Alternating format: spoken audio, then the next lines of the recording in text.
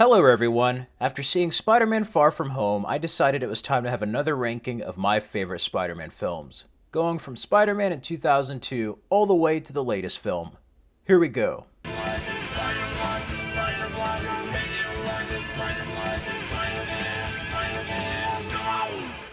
Spider-Man has had quite a legacy not only in comics, television, or video games, but in film. Today I want to share with you my personal ranking of the Spider-Man films. Now, again, this will be my personal ranking of the films and will probably greatly differ from your ranking. This is my opinion, so I want people to be respectful and not leave any hateful comments or anything of that nature. Feel free to share your favorites down in the comments below. You can also check out my Spider-Man retrospectives down in the description below. Starting at number 8 is Spider-Man 3. Back in 2007, I was highly anticipating the release of this film. While having its moments, this is a disappointment and a great step down from the first two Raimi films. It is ultimately a film that just tried to do too much. Sam Raimi himself even was disappointed with this film. And this is the first time that we have seen excessive studio interference from Sony regarding the character of Spider-Man. I feel that they could have only had one villain with the new Goblin, played by James Franco. But we have Thomas Hayden Church as Sandman, and I must say that he is vastly underrated in this film. He's the best part about this film. Then we have Venom, aka Eddie Brock, played by Topher Grace. This is where my disappointment with the film lies, as well as the problems with the story. Peter Parker in this film already starts off as quite an unlikable character. MJ as well. I love what they're going for. After defeating his enemies and finally winning the key to the city, Spider-Man is his own worst enemy. However, this wasn't like the comics or cartoon. The film became laughable and cringeworthy with wannabe Saturday Night Fever and musical routines. Plus, he became emo Parker. Meanwhile, we have a love triangle between Harry, Peter, and MJ. Or you could say MJ, Peter, and Gwen Stacy. Anyway, Harry Osborn has amnesia and then forces Peter and MJ to break up. It's like, does she know her boyfriend is Spider-Man? It just felt like a soap opera. A soap opera with some great moments. Going back to Harry, I do like the fight him and Peter Parker have. I also like the Sandman fights. I don't like them saying that Sandman was Uncle Ben's real killer. I do like the emotion it brings for the character and why the symbiote fed off of him with that vengeance and unresolved feelings. But this film and trilogy did not need this. It completely ruins and undermines that original film. I'm also pretty sure there was an Eddie Brock mentioned before we had this incarnation of Eddie Brock Jr. The lack of the Danny Elfman score is a bummer, but there are moments that do pay homage to the cartoon and comics. And it does have some great action set pieces, I must say. Some moments of humor that do work. And overall, I really like the start of this film, even Stan Lee's cameo. It's just, the further this film goes along, the more convoluted it gets, the more characters are introduced, and it's just a great step down from the first two. This film disappointed me and really affected me as a fan of Spider-Man. That being said, I would have loved to see what Sam Raimi would have done with Spider-Man 4. After that, at number 7 is The Amazing Spider-Man 2. This is another case of Sony studio interference. To me, this film has some of the best yet worst moments in a Spider-Man film. It's sort of a paradox in many ways. Not spectacular, but not completely horrible. This is another film that tried to do way too much and just bit off more than it could chew. I do, however, love Jamie Foxx as Electro. Him alone could have easily carried this film. Everything feels tacked on and rushed to build a franchise for the Sinister Six. I think Dane DeHaan is okay in this film as Harry. I ultimately feel he was miscast, but there's definitely a history between him and Peter Parker that I do like that they kind of explored. We do feel for Harry Osborn dealing with his father's illness. That is my gripe as well. This film could have totally gone the Dark Knight route and just had the Green Goblin story with Norman Osborn, paid homage to famous comic book moments, which it does in many ways with the wardrobe and the setting, but it's just an adaptation of that. I also didn't quite like Gwen Stacy and Peter Parker's chemistry here entirely. It did get a little bit annoying, but I do love Andrew Garfield in the role. I think he's vastly underrated. Sally Field as Aunt May. Her and Peter Parker have some great moments, and we also get to learn more about Peter Parker's past, his parents, their plane crash, the whole secret behind the spider serum and everything. I really love the backstory. This pays off with the previous film of The Amazing Spider-Man kind of hyped, of the whole mystery behind the Peter Parker Spider-Man origin. Ultimately, it was just a film that did too much, and I would have loved to see what an Amazing Spider-Man 3 would have been. I love the ending of Peter Parker failing and learning how to get back up due to Gwen Stacy's speech. It was bittersweet, and he becomes a Spider-Man we all know and love at the end of the film. Yeah, Paul Giamatti is kind of cartoonish and hammy as the Rhino, but he just relishes it. And it was a very interesting incarnation for Spider-Man. At my number 6 is Spider-Man Homecoming. I love the way Spider-Man was introduced in Captain America Civil War. This is a film that I was not sure what to think of. While having that John Hughes vibe, it does at times feel like a Disney Channel original film. The trailer felt that way too. I did not see this until it arrived on DVD, and I must say that this film surprised me. It is a film that I enjoyed immensely the first time around, like top 3 Spider-Man. But this is a film that does not work for me on repeated viewings. Not to say it's a bad film, I just think it's overrated and just not for me. But that's not to say that this isn't Spider-Man, because it is Spider-Man. They actually get Tom Holland, who is at the right age in many ways. This film is like a combination of the Ultimate Spider-Man and Spectacular Spider-Man comics.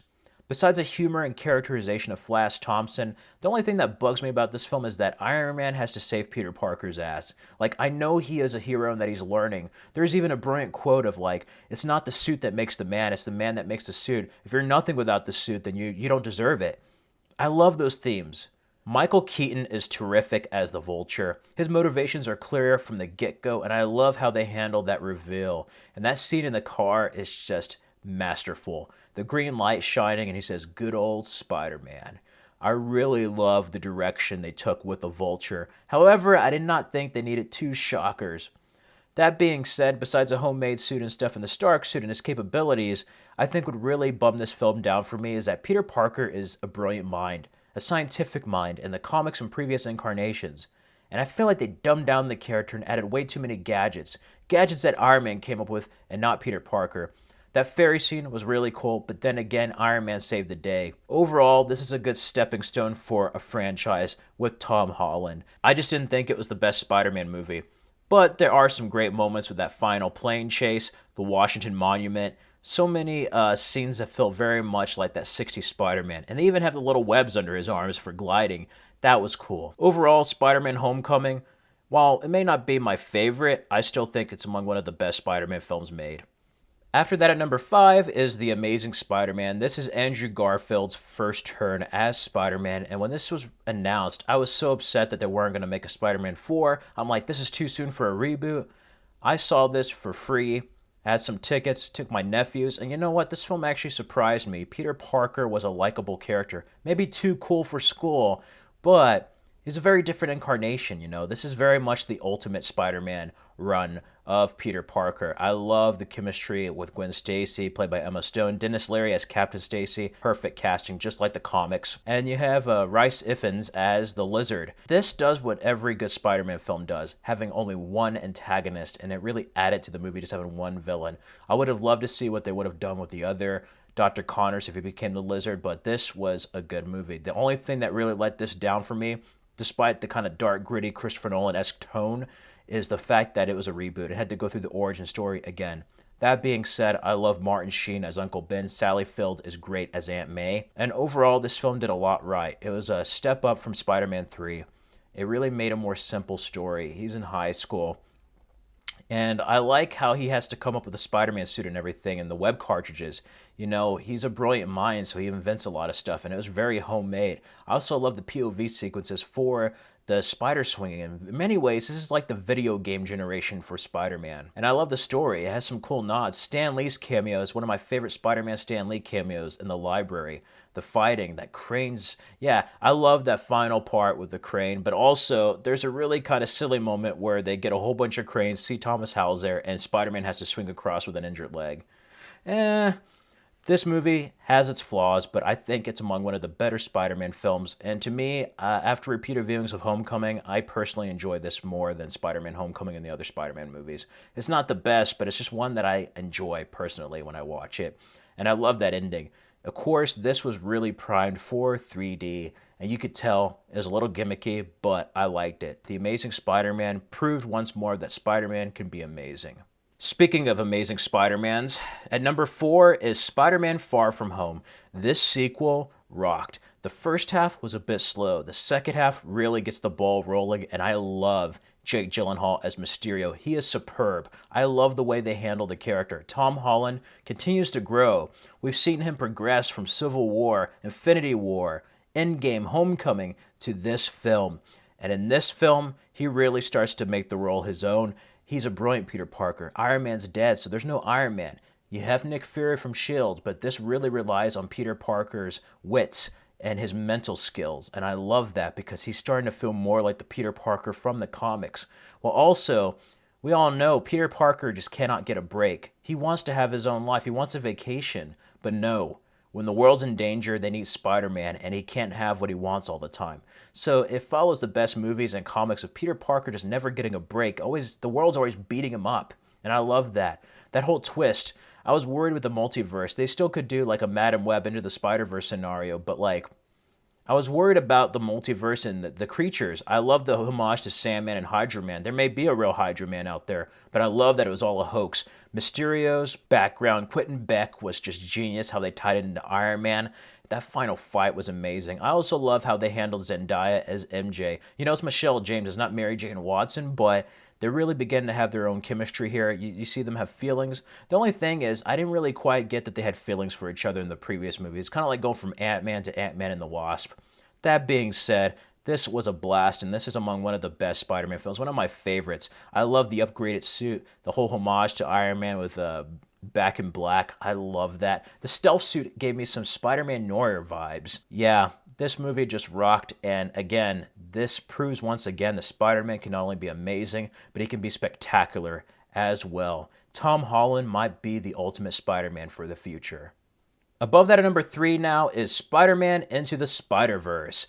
This movie surprised me. I just recently saw it on Netflix. I didn't get to catch it in theaters, and I must say, this is among one of the best Spider-Man movies. This might be the best Spider-Man movies. You have Shameik Moore as Miles Morales, Chris Pine as Peter Parker, and then you have Jake Johnson as Peter B. Parker.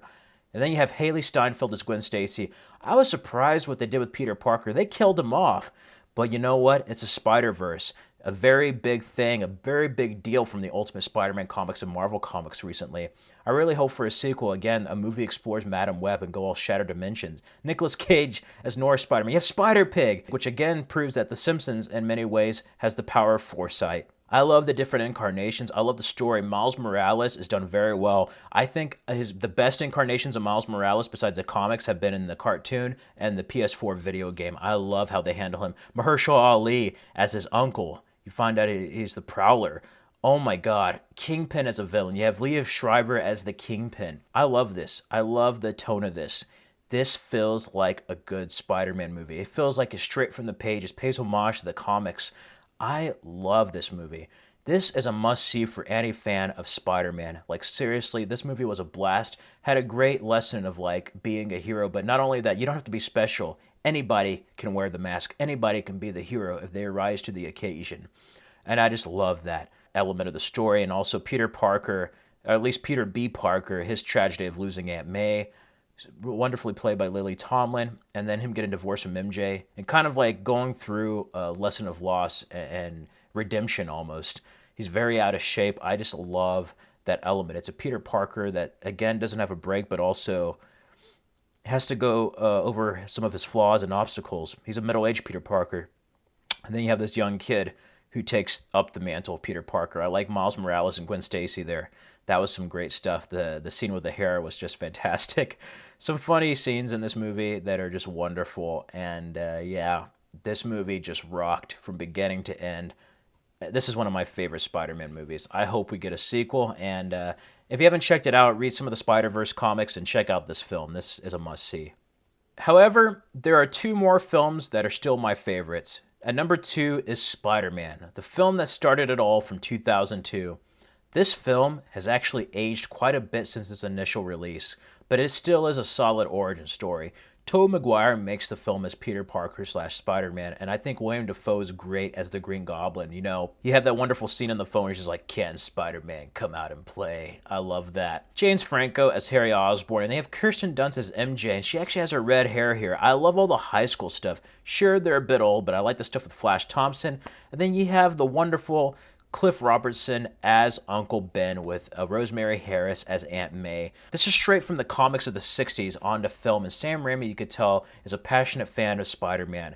I love this movie. This still is one of the best Spider-Man movies. This is a definitive Spider-Man. I know Tobey Maguire gets a lot of flack. People don't like his Peter Parker, but you know what? I see these two movies, see Spider-Man, I'm like, this looks closer to the original Spider-Man than anything else I've seen come after. It really does. I like the buildup of it. You know, with great power comes great responsibility. We get to see him get bitten by a spider. One basically impressed MJ. And then he was wronged at the wrestling match. And then what happens? Uncle Ben is tragically shot to death. And he becomes Spider-Man. This is such a wonderful tale of a hero. And I love the song Hero by Chad Kroeger, man. It's such a wonderful song. Sum 41 song on the soundtrack is great as well, and Aerosmith's Spider-Man theme. But this is a film that was very patriotic right after 9/11. Even to that ending with the final swing just still gives me goosebumps. And that final swing is better than any other scene in any of those Spider-Man movies. It really is. I love J.K. Simmons as J. Jonah Jameson. He's hilarious here. And then Green Goblin, sure, it looks like he's wearing a Dark Knight Power Ranger outfit, but I like the incarnation. It's a grounded approach while still paying homage to certain elements from the comic books. I remember seeing the trailer for this on Lord of the Rings and Final Fantasy. The World Trade Center trailer was on Final Fantasy, but I remember the other trailer with Pompeii by E.S. Possumus on there. It was great. But this film was my fifth grade. I had the web cartridges, the books, the comics. I love Spider-Man. I still have a poster in my room. And yeah, this is what started my great fandom of Spider-Man. I was a fan of the 90s show, but the 90s show, the 2000 game, and this really started my fan of the friendly neighborhood Spider-Man. And even though this film is a bit dated, it still is quite a good film. I actually feel like I'm watching a film. And I just love all the stuff, the romance with MJ. The upside down kiss is iconic. This film brought a very relatable Peter Parker. And yeah, they're a bit old, but they don't focus on high school too long. It's them in the real world, which I really like. This is a film that tried to take the character of Spider-Man seriously and what would he be like in the real world. And I just love it for that. This film started it all. After that, at number 1 is Spider-Man 2. This is still my favorite Spider-Man film. This took everything that was built in Spider-Man and just improved upon it every way possible. It showed us a very grounded, relatable Peter Parker. And this is not only just a good Spider-Man film, it's a good comic book film. It's just a damn good film, period. This is one of the best comic book films, one of the best sequels ever made. It really is. This took Peter Parker and asked us, what does Peter Parker want, you know? He's tired of being Spider-Man. What happens when he has to give up the things he wants the most in order to do what's right? And I also love the tragic tale of Dr. Otto Octavius, wonderfully portrayed by Alfred Molina. This is a very good villain. And we also get to see Peter Parker deal with the consequences, deal with the responsibility of that great power of being Spider-Man. Meanwhile, the rivalry between Harry Osborn and Peter Parker grows after the death of his father, and you have him basically wanting to know who is Spider-Man. Peter Parker's like, I can't tell you who Spider-Man is because he is Spider-Man. Wonderful set pieces. The opening is great. You have the train fight, the bank fight. Here's your change. I love that. The restaurant scene. There's a great scene with Aunt May where Peter Parker confessed what happened that night with Uncle Ben that is so tragic. And I also love it that when she's moving, she's talking about like, there's a hero in all of us, you know. That was such a wonderful scene. Man, so many great themes here. And we actually get to see Spider-Man lose his abilities. It's a mental block. So he's Spider-Man no more, and he realizes that he has to be a hero. He can still be a hero without being Spider-Man. And we get to see the effects of what New York, or at least this version of New York, would be like without a Spider-Man. Mary Jane's going to get married to another man, J. Jonah Jameson's son. So Peter Parker feels like he's losing everything by being Spider-Man, and he's at a crossroads. Such a wonderful story, and that ultimately has a good ending, you know. You have that reveal with Peter Parker's identity. It was so great with Harry Osborn. Dr. Otto Octavius destroying his own creation. Danny Elfman's score is top-notch, but I love that ending. Probably my favorite wedding scene, and J. Jonah Jameson is like, tell the caterer she has to close the caviar. I love that. Such a great ending, and it's a perfect ending for everything you went through in the first two movies, and it should have ended here, or it should have had a better sequel. I love how she says, go get him, Tiger, swings off, and he gets what he wants. They're rewarded, but at the same time, Mary Jane's worried not only for his safety, but like the decision she just made. Is it right? Is there going to be struggles? She knows that's the burden she has to share with him being Spider-Man. Man, More comic book movies should be like this. To me, this is my favorite Spider-Man film still to this day. Other films, not only with Spider-Man, but just comic book films in general, have gotten more flashy, more extravagant, better visual effects, younger Spider-Man characters, more jokes, but they don't give me the emotion that this film had. They don't feel real. This feels like a real film with a lot of masterful techniques put into it. Man, so many moments that are so memorable in this film. And to me, this is my favorite Spider-Man film. Every time I think of My Friendly Neighborhood Spider-Man, this is a film I think of. This is a hero. Anyway, that does it for my favorite Spider-Man films, just a personal ranking. Feel free to let me know your ranking down below. I want to know, what are your favorite Spider-Man films? Going from your least favorite to most favorite. Feel free to share them. We can discuss them in the comments below. Again, you can follow me on the Stardust app at Fred Film Fanatic, and check out these other Spider-Man and ranking videos. I have X-Men and other ranking videos on my channel. Till next time.